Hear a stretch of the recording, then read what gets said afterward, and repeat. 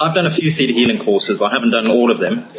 But if I was somebody who had a certificate of science and I've done all of the courses with the exception of family ties, what is it that I'm going to benefit out of going on the family ties seminar? How will that be different to all the other courses and all the other classes that are available? Yes. I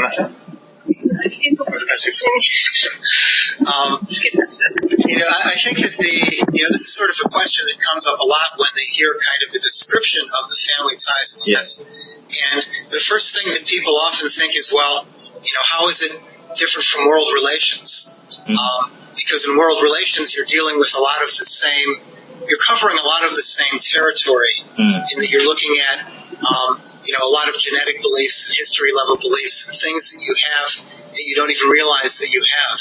And I would say that, the difference would be that with family ties, the focus is, it's a much tighter focus, where instead of looking at sort of beliefs about different groups or different cultures that you may have, that you may share with people in your family, you're looking at beliefs that are really specific to your particular experience, your family's particular experience. So it's much more kind of laser-like precision, you might say. So what the course is really about is sort of I think, most general and maybe most meaningful level is, identifying patterns that you have that are going on in your life. And the understanding is that they sort of reverberate over generations. Like, so Vienna talks about, for example, how, she had cancer in her right leg, and, she, I think, later discovered that she had two ancestors who had also lost that leg or lost the use of that leg for one reason or another. I think one was like a farming accident, and I think the other one was an injury perhaps in war or something like that.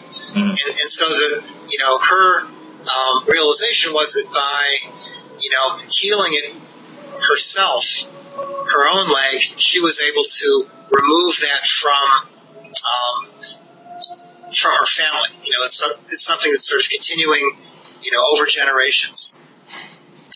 And, so with this class, we look at the kinds of patterns that are going on in our family. They can be, patterns having to do with relationships, like where you have, divorce,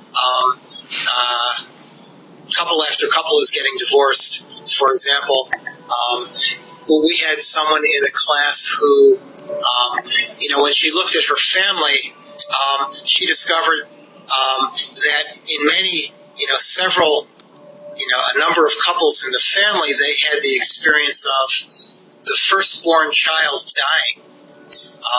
And she had just had her first grandchild had just been born.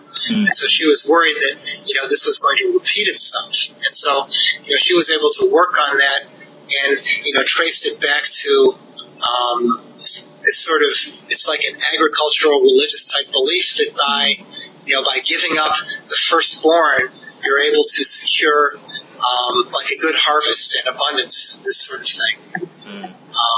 And so we really find, you start with, a pattern, and then you work on it, and you really come to some very interesting, realizations, insights, and then, you make the changes. And, I think really the most rewarding thing for us about the class has been seeing just the hearing about the changes that people have described experiencing in their families, as a result of working on themselves, as a result of, changing their own beliefs, just going home after the first day and, just finding a completely different scene from what they left in the morning, just in terms of people interaction.